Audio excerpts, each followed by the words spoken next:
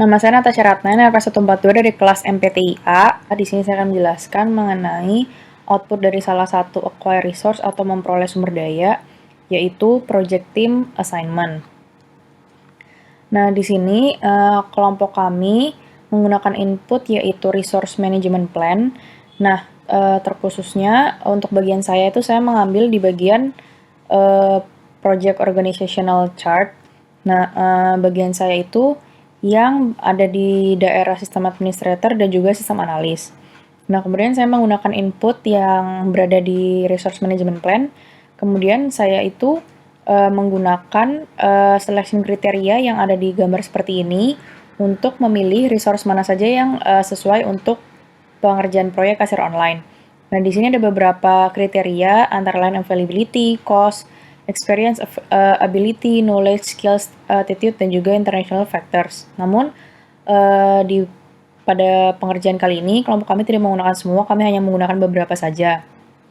Nah, untuk cost, ada beberapa kriteria, ada beberapa pertimbangan seperti apakah cost dari resource ini itu sesuai dengan kapabilitas yang bisa ia bawa, dan juga bisa dibahas juga apakah budgetnya itu sesuai dengan tawaran yang resource itu berikan. Kemudian untuk experience bisa dipertimbangkan juga apakah resource tersebut memiliki pengalaman yang relevan untuk pengerjaan proyek ini dan sebagainya. Nah, kemudian saya juga sudah melakukan multi kriteria decision analysis. Kami menggunakan tools itu untuk menentukan resource mana saja yang sesuai untuk pengerjaan proyek kasir online ini. Nah, saya melakukan multi kriteria decision analysis ini untuk peran sistem administrator dan juga sistem analis. Nah, di sini saya membandingkan dua kandidat yang dari dua kandidat ini akan dipilih mana yang paling sesuai dengan kebutuhan proyek kasir online. Nah, di sini untuk bisa dilihat di bagian prioritas yang bernomor satu itu artinya yang paling memenuhi prioritas dan yang kedua itu yang lebih tidak memenuhi. Nah, kemudian kelompok kami itu akan mengambil resource yang prioritasnya itu berada di nomor satu ini. Seperti itu. Nah, kemudian di masing-masing sistem administrator itu terdapat dua peran yang akan terlibat, yaitu hardware engineer, kemudian untuk sistem analis itu ada requirement analyst dan juga technical clerk. Nah, kemudian ada juga project team assignment yang sudah kami buat. Sebelumnya, project team assignment itu akan membahas mengenai team member atau anggota dari tim yang akan terlibat dan juga role dan responsibility-nya. Nah, saya akan membahas mengenai role dan responsibility dari Departemen Sistem Administrator dan juga Sistem Analis. Untuk Sistem Administrator ini memiliki role hardware engineer yang bertugas untuk merancang dan melakukan instalasi hardware. Selain itu mendefinisikan dan juga mengidentifikasi atribut yang akan digunakan oleh user. Kemudian hardware engineer ini juga akan melakukan dokumentasi konfigurasi sistem, menjaga tingkat keamanan instalasi komputer, melakukan tuning kerja dari sistem komputer yang akan digunakan, dan juga meyakinkan atau memastikan ensure bahwa infrastruktur dan jaringan komputer itu berada di dalam keadaan yang baik untuk dilakukan dan untuk dipakai pada saat sudah deploy nanti. Kemudian untuk requirement analysis yang merupakan bagian dari Departemen Sistem Analis itu bertugas untuk melakukan analisis tentang requirement dengan cara berinteraksi secara intensif dengan user. Selain itu, untuk technical clerk ini bertugas untuk memberikan dukungan clerical kepada departemen teknis di berbagai organisasi. Nah, technical clerk ini lebih menyangkut hubungan-hubungan yang administratif sifatnya, seperti membangun blueprint, mengoreksi dokumen teknis, serta memverifikasi keakuratan informasi menggunakan sistem informasi yang ada di proyek kasir online ini. Assalamualaikum warahmatullahi wabarakatuh. Nama saya Gina Rosa Fitinanda, NRP 052184000124. Sekarang saya akan menjelaskan salah satu output dari acquire resource, yaitu project team assignment. Nah, inputan dari membuat project team assignment ini antara lain cost baseline, resource management plan, dan environmental factor. Lalu teknik yang digunakan adalah decision analysis, multi-criteria decision analysis. Jadi, dalam menggunakan teknik ini terdapat 5 kriteria. Yang pertama capability. Capability itu adalah bagaimana seorang resource tersebut memiliki kemampuan yang sesuai yang dibutuhkan dalam proyek aplikasi kasir online ini.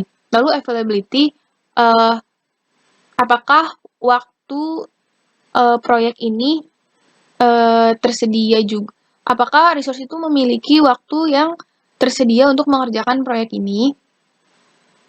Lalu experience adalah pengalaman dari resource sendiri yang relevan, yang sama dengan role yang dia ambil pada saat mendaftar untuk menjadi salah satu member proyek.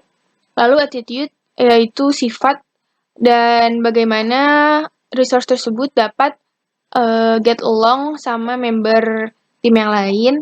Lalu cost, mempertimbangkan bagaimana nilai yang resource berikan itu worth it dengan cost-nya.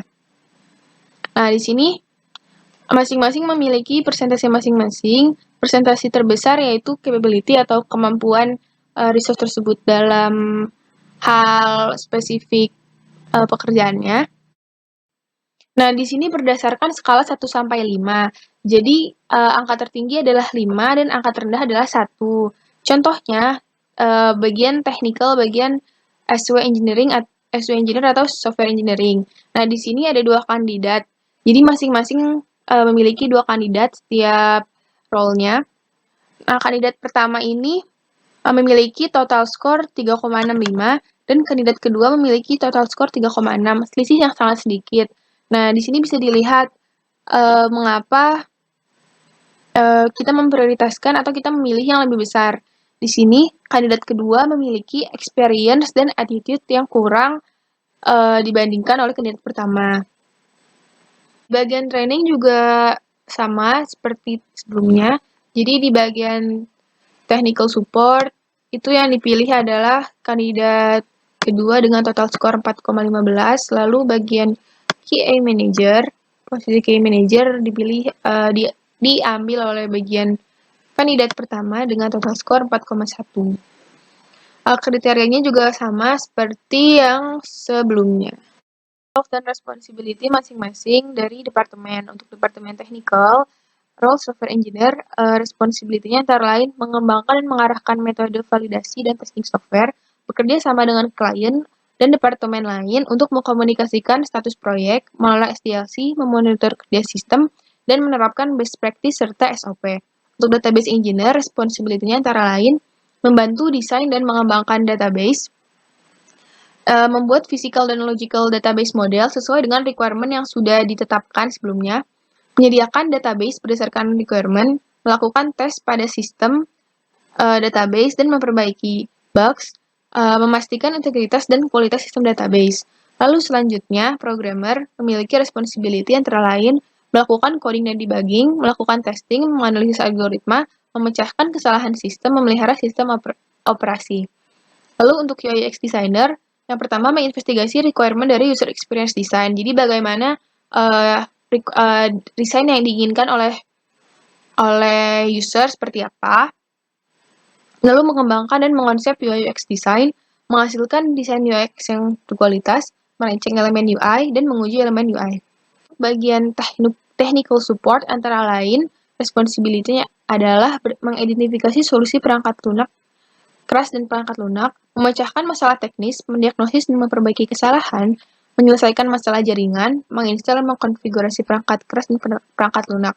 Jadi ini lebih ke masalah teknis yang melayani masalah teknis yang untuk membantu customer. Lalu untuk QA manager, responsibility-nya antara lain membuat peraturan kualitas untuk produk aplikasi kasir online, mengembangkan rencana untuk memotivasi karyawan, meningkatkan proses dan kualitas produk, dan menjadi komunikator yang baik antar departemen dan antar tim.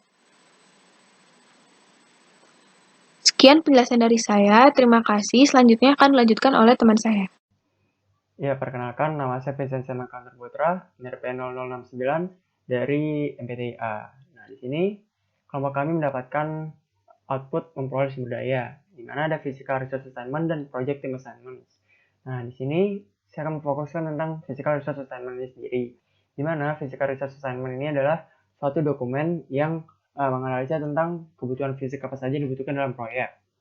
Nah, di sini Physical Research Assignment ini terdiri dari equipment, material, supply, dan location. Di sini kriteria dari Physical Research Assignment sendiri adalah performance, difficult, specification, durable, dan cost. Performance ini merupakan suatu kemampuan kayak seperti berapa sih kira-kira kemampuan untuk laptop ini sendiri dalam proyek tersebut.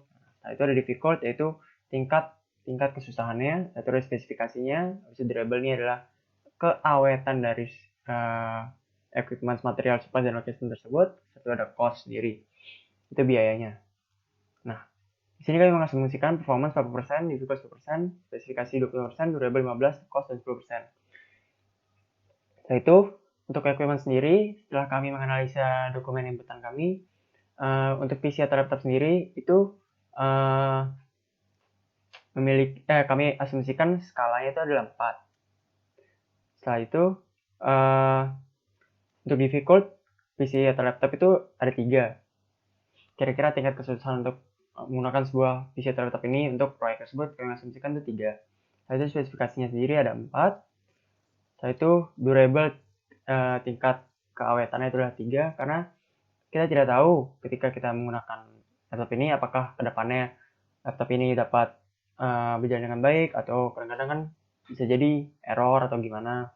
Itu cost-nya kami asumsikan 3. Untuk software sendiri performance-nya kami asumsikan 4, karena software seperti buat Visual Studio Code, itu seperti software yang bersinambungan dengan coding itu sangat penting untuk proyek kami. Itu tingkat kesusahannya juga kami asumsikan 4, karena untuk menggunakan software ini harus diperlukan orang-orang yang sudah yang sedikit profesional gitu untuk membuat aplikasi kami nantinya. Itu spesifikasinya 3, itu tingkat keawetannya 4, karena kira-kira biasa software itu biasanya ya cuma maintenance biasa. Itu cost-nya 3.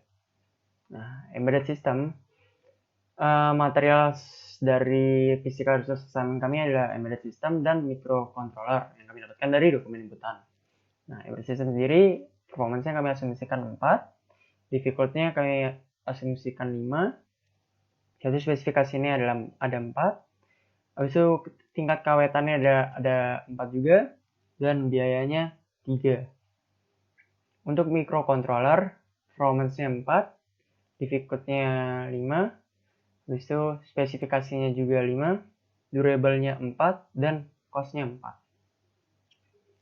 Nah, di sini total untuk equipment dan materials belum saya tulis. Ini ada 1,6, 2,1, 3,1, 3,7, 4. Totalnya 4. Satu microcontroller 1,6, 2,1. Satu 335, 395, 435. Nah, total untuk PC atau laptop sendiri ada 2,65 dan software 2,65 juga. Mungkin sekian dari penjelasan saya. Mohon maaf jika ada kesalahan. Sekian dan terima kasih. Assalamualaikum warahmatullahi wabarakatuh. Jadi selanjutnya saya Kevin, NRP 052 1184 05 kali 93 dari kelas MPTIA. Jadi saya akan menjelaskan supplies and location sesuai dengan materi kita, yaitu acquire resource atau memperoleh sumber daya. Nah, sebelum itu saya akan menjelaskan jadi apa itu supplies dan apa itu locations. Jadi supplies adalah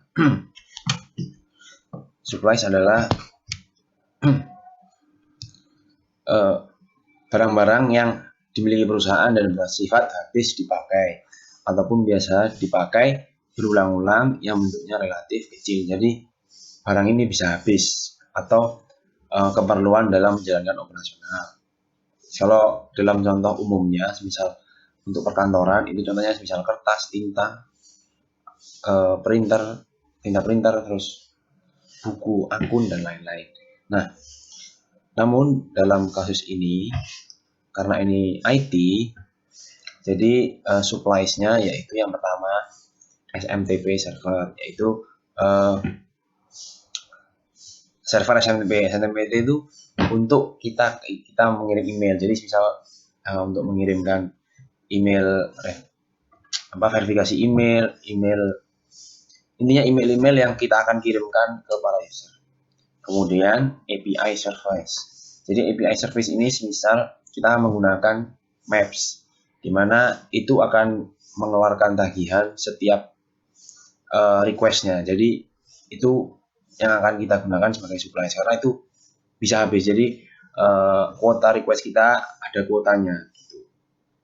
Nah, kalau API ini sendiri sebenarnya banyak. Jadi ada contohnya aja Google Maps API itu dia sistemnya pay as you go. Jadi nggak ada kuotanya, tapi dia bisa pembayaran dan nota tagihan itu akan semakin banyak jika kita semakin banyak merequest API dari Google Maps tadi. Kemudian location. Jadi ini location dari untuk kita memperoleh resource. Jadi yang pertama yaitu web hosting. Karena di sana kita akan menemukan banyak hal-hal tadi. Jadi untuk menanamkan SMTP, API dan lain-lain. Dan yang kedua yaitu cloud, karena IT sangat membutuhkan cloud, di mana cloud itu bisa merangkul atau menghandle tempat-tempat yang seharusnya tidak berdekatan. Jadi ibaratnya satu jaringan yang sebenarnya satu kantor itu bisa lebih luas karena menggunakan cloud. Sekian dari saya, maaf bila salah kata, terima kasih.